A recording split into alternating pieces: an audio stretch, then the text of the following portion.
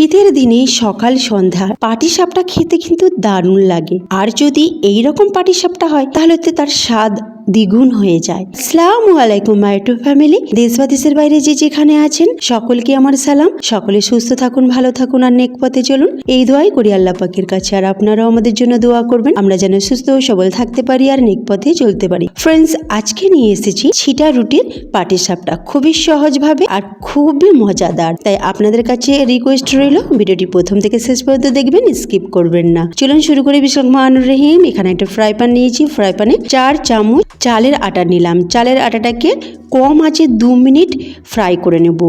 মনে রাখবেন গ্যাসের ফ্লেমটা কিন্তু কম রাখবেন, যেন পুড়ে না যায়, তাহলে কিন্তু স্বাদটা নষ্ট হয়ে যাবে। তারপরে 2 মিনিট নাড়াচাড়া করার পর 2 চামচ দিয়ে দিলাম গুঁড়ো দুধ, সেটাকে 30 সেকেন্ডের মতো নাড়াচাড়া করলাম। তারপরে দিয়ে দিলাম আমন্ড কুচি কিছুটা পরিমাণ, এটাকেও একটুখানি নাড়াচাড়া করে নিলাম। এবার আগে থেকে ফুটিয়ে রাখা 400 মিলি দুধ সেটাকে দিয়ে দিলাম, দিয়ে কিছুক্ষণ নাড়াচাড়া করব। বেশ ঘন মতো হয়ে আসবে। এবার দিয়ে দেবো 1 পিঞ্চ লবণ আর 2টো এলাচ আর দেব কিশমিশ কুচানো। এবার এগুলোকে নাড়তে নাড়তে বেশ ঘন মতো হয়ে যাবে, তখন দিয়ে দেব 200 গ্রাম গ্রেট করে নেওয়া খেজুরের পাটালি গুড়। একটু একটু করে এটাকে মেশাবো। মিষ্টিটা আপনারা আপনাদের স্বাদ মতো দেবেন, যে যেরকম পছন্দ করেন। বা এই পুরটা আপনারা গুড় ছাড়াও বানাতে পারেন, চিনি দিয়েও বানাতে পারেন, বা এটাকে চিনির ক্যারামেল করেও বানাতে পারেন।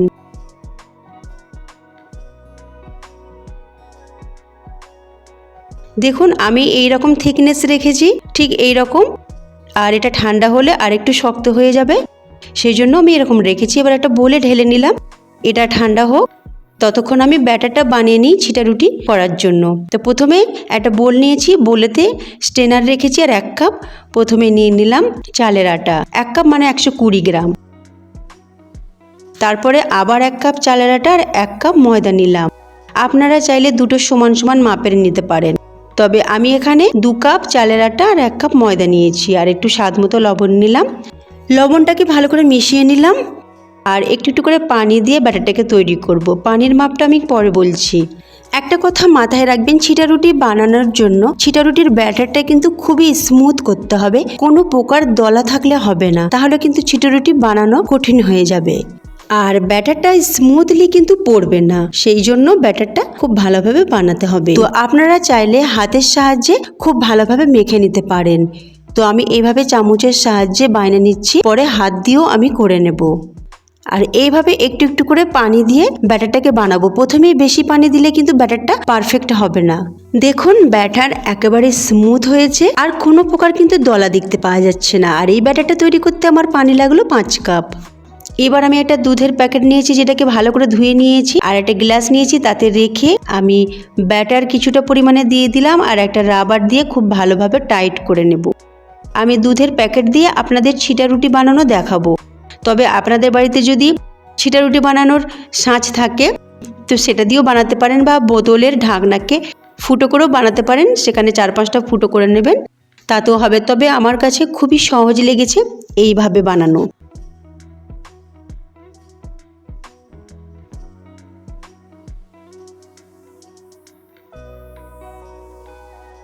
তো চলে যাচ্ছি গ্যাসের কাছে।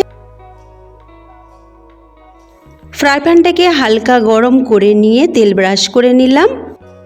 এবার বানিয়ে নেব দুধের প্যাকেটের সাহায্যে ছিটা রুটি। এইভাবে আস্তে আস্তে করে বানিয়ে নেবেন, যেহেতু একটা ফুটো সেই জন্য এর সময়টা একটু বেশি লাগছে, আর 4-5টি ফুটো হলে খুব তাড়াতাড়ি হয়ে যায়। তবে দুধের প্যাকেটে খুব ভালোভাবেই কিন্তু তৈরি হয়েছে ছিটা রুটিটা। আর এই ছিটা রুটি আপনারা মাংস রান্না দিয়েও খেতে পারবেন, আর এমনি গুড়ের সাথেও খেতে পারবেন। তবে এটা দিয়ে আমি পাটিসাপটা বানিয়ে দেখাচ্ছি আপনাদেরকে।